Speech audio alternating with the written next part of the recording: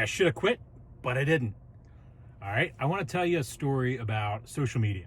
All right, so in 2005, 2006, I was at Drexel University and Facebook came out. It was one of those things where you could only have a college ID, and so not a lot of businesses were into it, but I was working at a beer wholesaler doing street sales in Philadelphia downtown. And for those of you younger ones that are listening, our phones weren't as technologically savvy as they are today. So in order to text somebody, we had to hit the button 3 times or 2 times or 1 time just to get a letter out. So if you can imagine, when you're having a bar promotion and things like that, you can't really mass scale things like you could today. So as I was on Facebook tinkering around one night as a college student, I noticed there was a thing called groups, and these were undeveloped as to what they are today. And it was basically an opportunity. So I created Nate's Bar Promotions. And Nate's Bar Promotions was a group that grew to like 20,000 followers, and was basically fast track to, out of all the sales reps, I had some of the highest attended events that I was doing at my places. Because of the fact that I was communicating, and here's some information of the originals. There's the receipts for you. So here's some of the original events like Mardi Gras and Corona events and things like that. I was able to communicate things effectively. Fast track, 2008, I graduated college, and I realized that social media and Facebook was the future, but we're in 2008.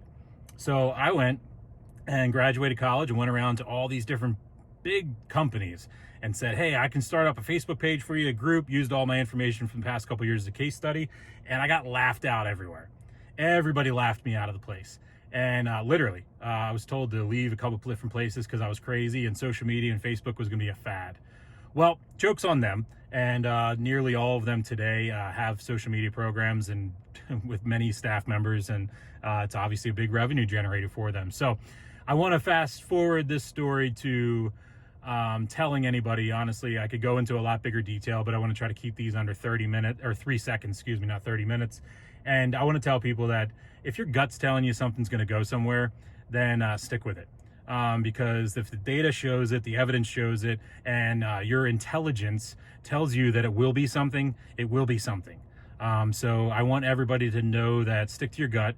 And if all of a sudden your gut's not feeling that way and everybody else is not feeling that way, then you probably have something to think about. But stick to your gut. You're going to be laughed out a million times. If you're a business owner and you're talking about investors or talking about new clients, everybody's going to laugh at you.